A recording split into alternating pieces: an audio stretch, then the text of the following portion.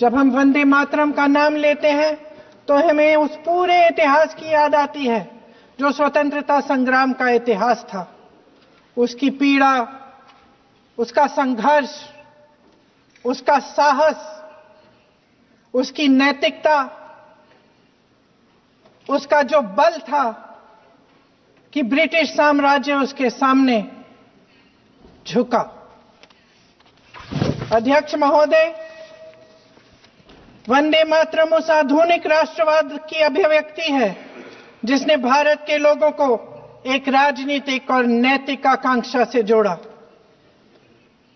जिसने भारत के लोगों को एक साझा नियति के उत्तराधिकारी, एक साझा भविष्य के निर्माता के रूप में देखा। लेकिन आज की ये बहस मुझे कुछ अजीब सी लग रही है। जैसे मैंने कहा, ये गीत देश की आत्मा का हिस्सा बन चुका है। 150 सालों से देशवासियों के दिलों में ये गीत बस चुका है। 75 सालों से हमारा देश आजाद है, तो फिर आज इस बहस की क्या आवश्यकता है?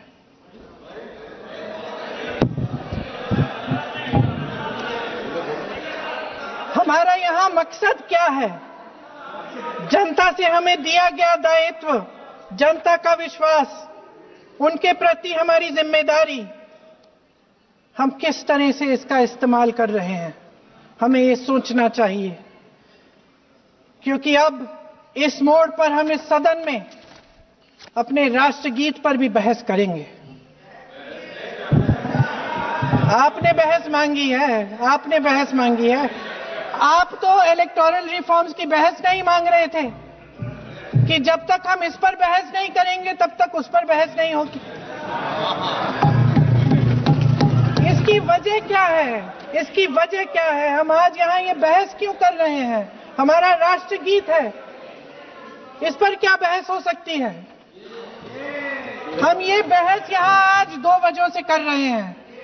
पहला कि बंगाल का चुनाव आ रहा है, हमारे प्रधानमंत्री अपनी भूमिका निभाना चाहते हैं उसमें। और दूसरी वजह ये है, ये मकसद है, पुरानी मकसद इनकी, अध्यक्ष महोदय, कि जिन्होंने स्वतंत्रता की लड़ाई लड़ी, जिन्होंने देश के लिए बड़ी बड़ी कुर्बानियां दी, उन पर सरकार नए आरोप लादने का मौका चाहती है। देश का ध्यान फिर से जनता के ज्वलंत मुद्दों से भटकाना चाहती है। यही एक मकसद है आपका।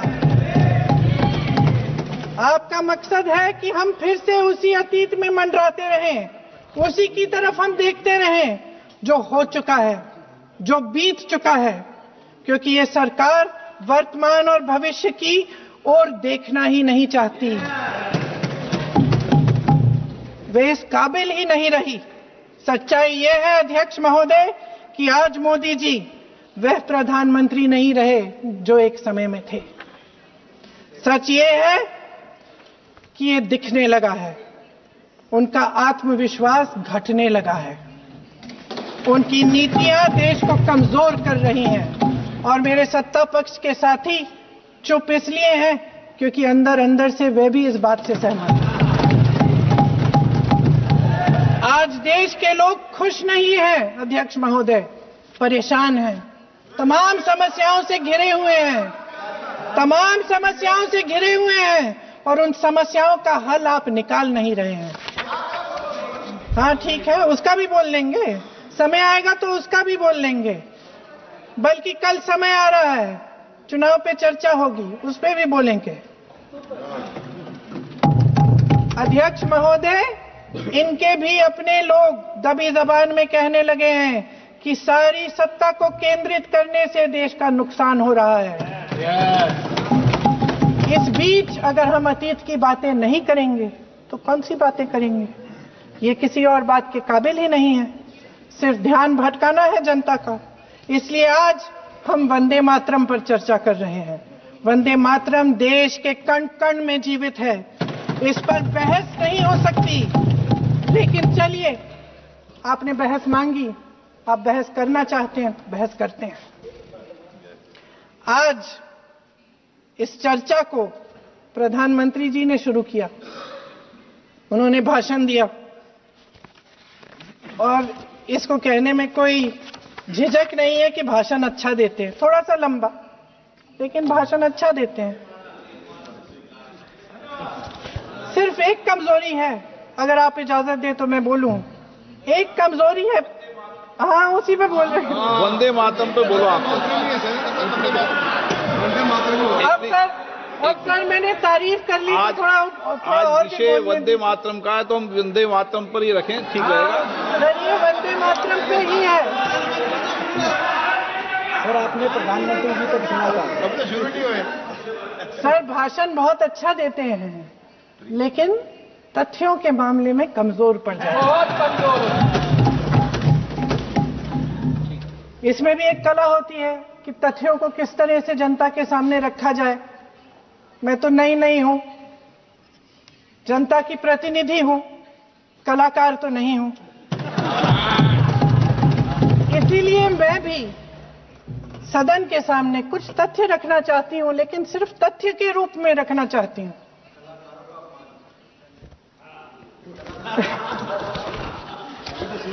मैं उदाहरण दूं, उदाहरण दे देती हूं। सर मांग रहे हैं सर वंदे मातरम के बारे में, वंदे मातरम की जो सालगिरह पे आपने एक बड़ा कार्यक्रम आयोजित किया था, उसमें प्रधानमंत्री जी ने भाषण दिया। उसमें उन्होंने कहा कि 1896 में पहली बार गुरुदेव रविंद्रनाथ टैगोर ने ये गीत एक अधिवेशन में गाया। उन्होंने ये नहीं बताया कि कौन सा अधिवेशन था, महासभा, हिंदू महासभा का अधिवेशन था, आरएसएस का अधिवेशन था। किस बात से कतरा रहे थे कि ये कांग्रेस का अधिवेशन था। और उदाहरण दूं कि मैं अपना भाषण जारी रखूं, दे रही हूं, अरे दे रही हूं। जो वंदे मातरम की जो क्रोनोलॉजी है वो भी आप समझिए, जो असली क्रोनोलॉजी है। 1875 में महाकवि बंकिम चंद्र चट्टोपाध्याय ने इस गीत के पहले दो अंतरे लिखे, जो आज हमारे राष्ट्रगीत घोषित हुए हैं, मतलब जो घोषित हुए थे और जिसको हम आज अपना राष्ट्रगीत कहलाते हैं। ये पहले दो अंतरे लिखे 1882 में। 7 साल बाद उनका एक उपन्यास प्रकाशित हुआ, आनंद मठ। उस उपन्यास में यही कविता उन्होंने प्रकाशित की, लेकिन इसमें 4 अंतरे जोड़ दिए। 1896 में कांग्रेस के अधिवेशन में गुरुदेव रविंद्रनाथ टैगोर ने पहली बार ये गीत गाया। 1905 में बंगाल के विभाजन के खिलाफ आंदोलन के समय वंदे मातरम जनता की एकता की गुहार बनकर गली गली से उठा। गुरुदेव रविंद्रनाथ टैगोर जैसे महान स्वतंत्रता सेनानी इस गीत को खुद गाते हुए बंगाल की सड़कों पे उतरे। विद्यार्थियों से लेकर किसानों तक, व्यापारियों से लेकर वकीलों तक, हर कोई ये गीत गाने लगा। इस गीत की शक्ति को समझिए। ब्रिटिश साम्राज्य इसको सुनकर कांपता था और हमारे देशवासी इसको सुनकर वे मन बनाते थे, वे हिम्मत बनाते थे कि इस भयंकर साम्राज्य के खिलाफ सत्य और अहिंसा के नैतिक हथियारों को लेकर शहीद होने की तैयारी करते थे। ये गीत मातृभूमि के लिए मर मिटने की भावना को जगाता है। इस गीत की शक्ति ये है, इस गीत का हमारे देश से जुड़ाव ये है। लेकिन 1930 के दशक में हमारे देश में जब सांप्रदायिक राजनीति उभरी, तब ये गीत विवादित होने लगा। 1937 में, अब ये मैं दूसरा उदाहरण देने वाली हूं, क्योंकि प्रधानमंत्री जी ने अपने भाषण में इसका उल्लेख किया और गलत किया, इसीलिए मैं इसके जो सच्चे जो तथ्य हैं वो आपके सामने रख रही हूं। 1937 में नेताजी सुभाष चंद्र बोस कांग्रेस का अधिवेशन कलकत्ता में होने जा रहा था, उसका आयोजन कर रहे थे। तो जो मोदी जी ने पत्र सुनाया सदन में 20 अक्टूबर का, और कहा कि जवाहरलाल नेहरू जी ने नेताजी को ये चिट्ठी लिखी और ये कहा कि इस पर चर्चा होनी चाहिए, उससे पहले 3 दिन पहले नेताजी सुभाष चंद्र बोस ने पंडित जवाहरलाल नेहरू को एक चिट्ठी लिखी थी, जिसका जिक्र आपके प्रधानमंत्री ने नहीं किया। और इस चिट्ठी में सुन लीजिएगा,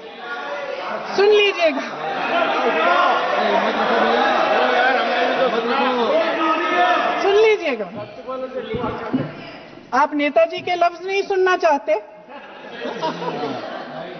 बंगाल का चुनाव आ रहा है।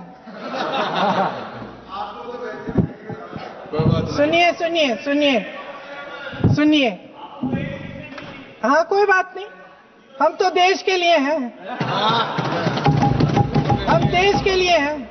आप चुनाव के लिए हैं, हम देश के लिए हैं। हम जितने भी चुनाव हारे, हम यहाँ बैठे रहेंगे और आपसे लड़ते रहेंगे और आपकी विचारधारा से लड़ते रहेंगे। अपने इस देश के लिए, अपनी इस मिट्टी के लिए लड़ते रहेंगे। आप हमें रोक नहीं सकते।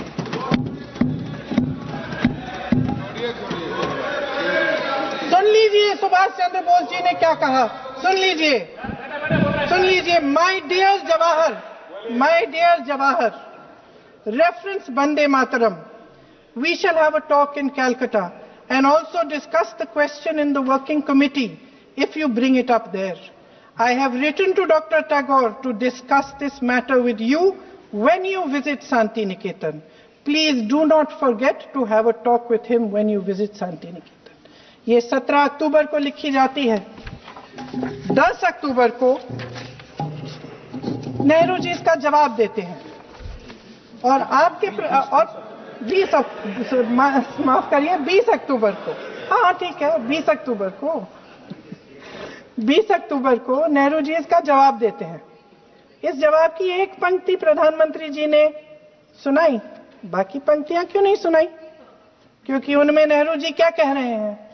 There is no doubt that the present outcry against Vande Mataram is to a large extent a manufactured one by the communalists.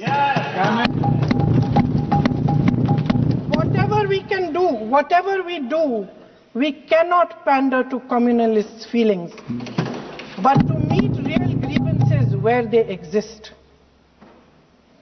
I have decided now to reach Calcutta on the 25th morning. This will give me time to see Dr. Tagore as well as other friends. समझ रहे हैं आप? प्रधान चुप है तो समझ ही गए होंगे। फिर क्या होता है? फिर नेहरू जी कलकत्ता जाते हैं और गुरुदेव जी से मिलते हैं, और उसके अगले दिन गुरुदेव जी एक चिट्ठी लिखते हैं, जिसमें वो लिखते हैं, अंग्रेजी में चिट्ठी है, उसका एक अंश मैं आपको हिंदी में बता देती हूँ, जिसमें गुरुदेव जी कहते हैं कि जो 2 अंतरे हमेशा गाए जाते थे, उनका महत्व इतना गहरा था कि उस हिस्से को कविता के शेष हिस्से तथा पुस्तक के उन अंशों से अलग करने में उन्हें कोई कठिनाई नहीं थी। उन्होंने ये कहा कि स्वतंत्रता संग्राम में हमेशा से वही 2 अंतरे ही गाए जाते थे और उनको गाते हुए कुर्बानी देने वाले सैकड़ों शहीदों के सम्मान के लिए उन्हें ऐसे ही गाना उचित रहेगा। उन्होंने यह भी कहा कि बाद में जोड़े गए अंतरों का सांप्रदायिक मायना निकाला जा सकता है और उस समय के माहौल में उनका इस्तेमाल अनुचित होगा। इसके बाद 28 अक्टूबर 1937 में कांग्रेस की कार्य समिति ने अपने प्रस्ताव में वंदे मातरम को राष्ट्रगीत घोषित किया।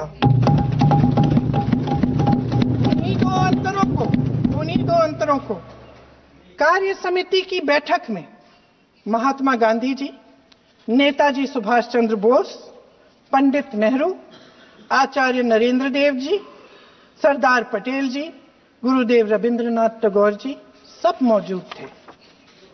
इस प्रस्ताव के ये सभी महापुरुष इस प्रस्ताव से सहमत थे। आगे क्या होता है ये भी सुना लूं।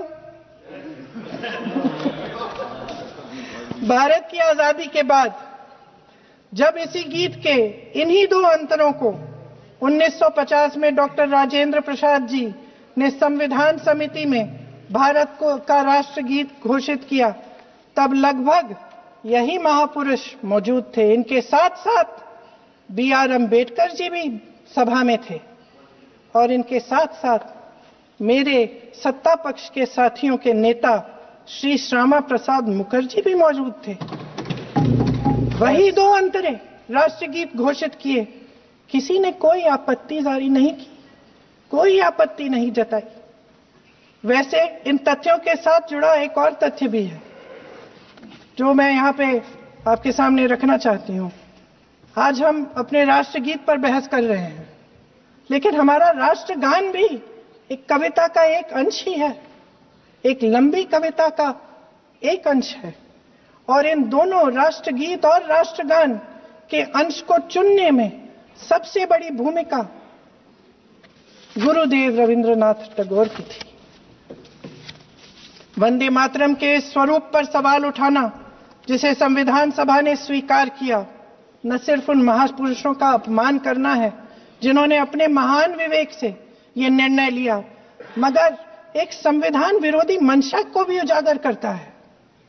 क्या सत्ता पक्ष के हमारे साथी इतने अहंकारी हो गए हैं कि अपने आप को महात्मा गांधी जी से, रविंद्रनाथ टैगोर जी से, राजेंद्र प्रसाद जी से, बाबा साहब अम्बेडकर जी से, मौलाना आजाद जी से, सरदार पटेल जी से, सुभाष चंद्र बोस जी से बड़ा समझने लग गए हैं?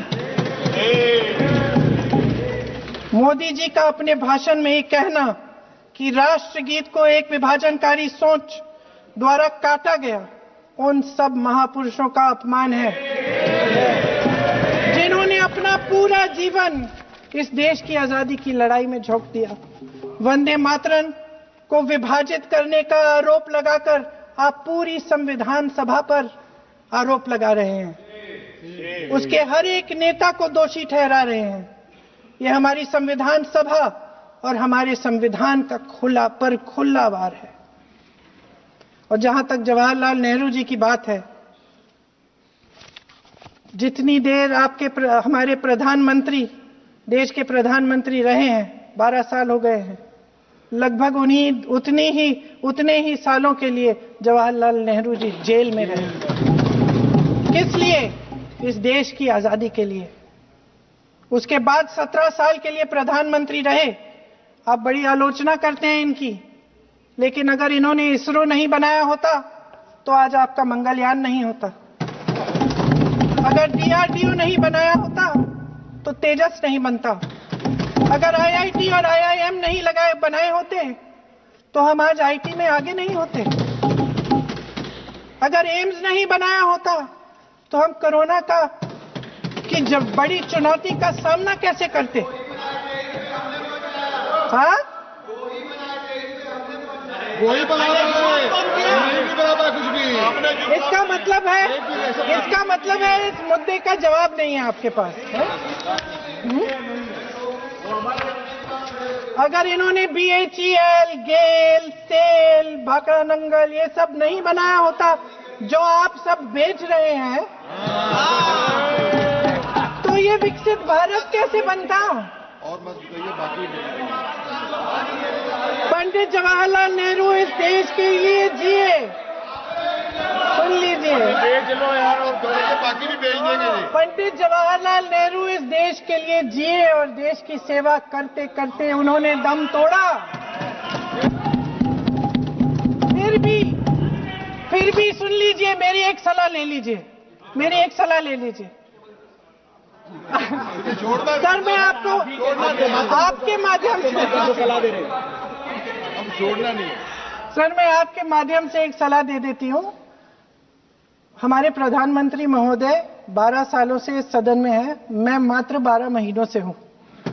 फिर भी छोटी सी सलाह है। उन्होंने अभी हाल ही में चुनाव था, कुछ महीनों पहले उन्होंने एक सूची निकाली थी कि विपक्षी दलों ने और विपक्ष के नेताओं ने कितने अपमान किए हैं इनके। और उसमें शायद 90-99 ऐसे उन्होंने अपमानों की सूची बनाई थी। तो मैं उनको एक छोटी सलाह देना चाहती हूं कि नेहरू जी से जितनी भी शिकायतें हैं, जितनी भी गलतियां उन्होंने की आपके जहन में, जितनी भी गालियां देनी है, जितना भी अपमान करना है, उसकी भी एक सूची बना दीजिए। नहीं, बात खत्म नहीं है।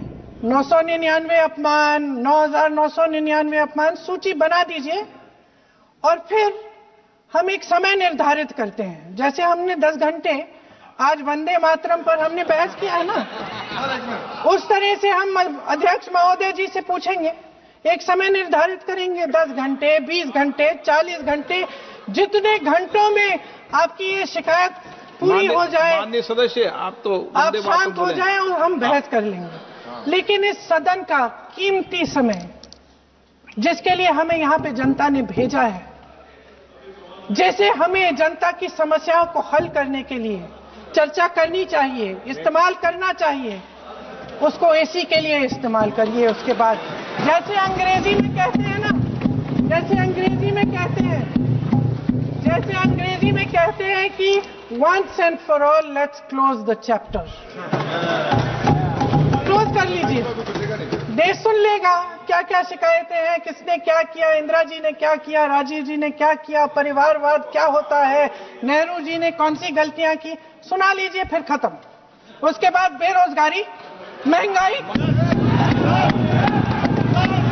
महिलाओं की समस्याएं, जो पीएमओ में हो रहा है उसकी बातें, उसकी चर्चा, जो बैटिंग ऐप के बारे में हो रहा है पीएमओ के अंदर, आप माननीय सदस्य प्लीज, जो एफस्टीन फाइलों में बोले आपके मंत्री महोदय के नाम निकल आए हैं, माननीय चर्चा करेंगे। आप वंदे मातरम में बोले, आप इधर उधर डाइवर्ट मत हो।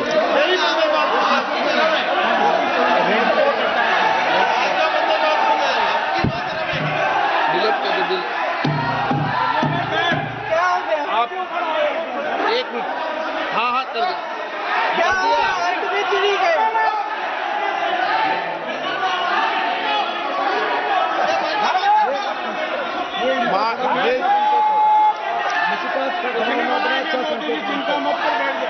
बहुत बढ़िया। माननीय सदस्य 1 मिनट, माननीय सदस्य आप वंदे मातरम पर सार्थक चर्चा करें।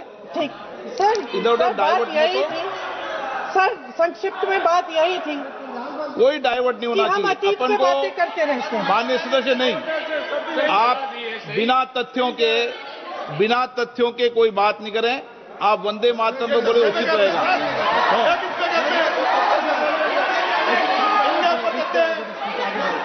मैंने प्लीज। अध्यक्ष महोदय, मैं आपकी बात मानती हूं, लेकिन बिना तथ्य के बहुत सालों के लिए ये हम पर आरोप डाल रहे हैं। हम चुपचाप सुनते हैं, इनको भी थोड़ी सी संतुलन होनी चाहिए, सुनने की थोड़ी सी हिम्मत होनी चाहिए। ये राजनीति है, हम बोलेंगे, आप वंदे मातरम बोलें। वंदे मातरम सर। महोदय, आज की ये बहस सिर्फ ध्यान भटकाने के लिए की जा रही है, क्योंकि ये सरकार इस देश के वर्तमान की असलियत छिपाना चाहती है। आज देश का युवा कितना परेशान है, कितनी मुश्किल में है, पेपर लीक होते रहते हैं, बेरोजगारी है, महंगाई इतनी बढ़ चुकी है। इसकी चर्चा हम सदन में क्यों नहीं कर रहे हैं? आरक्षण के साथ जो हो रहा खिलवाड़ है, उसकी चर्चा हम यहां क्यों नहीं कर रहे हैं? महिलाओं की बात होगी, बड़े बड़े ऐलान होंगे, मगर उनकी परिस्थितियों को सुधारने के लिए कोई ठोस कदम यहां क्यों नहीं उठाया जा रहा है? इन्हीं दरवाजों के बाहर खड़े होकर पत्रकार तरह आपने कहा कि आरोप मत लगाइए बगैर तथ्य के, तो मैं बोलूं कि नहीं बोलूं? नहीं, बिल्कुल नहीं। नो, आप उधर की बात मत बोलो। आप जल्दी से सदन में जो कुछ भी बोले वो तथ्यों से बोले। आपको हर चीज ऑथेंटिक करनी पड़ेगी, इसलिए आप तथ्यों से बोले। अच्छा सर, बड़े बड़े शहरों में प्रदूषण है, लेकिन हम इस सदन में बैठकर सिर्फ छोटी छोटी बातें करेंगे। जी, जो अतीत की बातें हैं ना, जो बार बार आप चाहते हैं कि हम पीछे देखें, लेकिन हम आगे भविष्य की बात, वर्तमान की बात, जो असली समस्याएं हैं उनकी बात न करें, ये छोटी बात होती है। आप में हिम्मत है तो भविष्य की बात करिए, हिम्मत है तो बात करिए कि बेरोजगारी क्यों है, कि पेपर लीक क्यों होते हैं। आप चेयर को एड्रेस करें। आपको अच्छा, खत्म कर लेती हूँ, चेयर के एड्रेस करो आप। अध्यक्ष महोदय जी, सच्चाई ये है कि इनका शासन दमन का शासन है। इनकी राजनीति दिखावे की राजनीति है, इवेंट मैनेजमेंट की राजनीति है, चुनाव से चुनाव तक राजनीति है, तरह तरह के ध्यान भटकाने वाले मुद्दों की राजनीति है। वंदे मातरम इस देश की उन्हीं उम्मीदों की गुहार है जिन्हें आपका शासन हर रोज ठुकरा रहा है। आज भी सरहद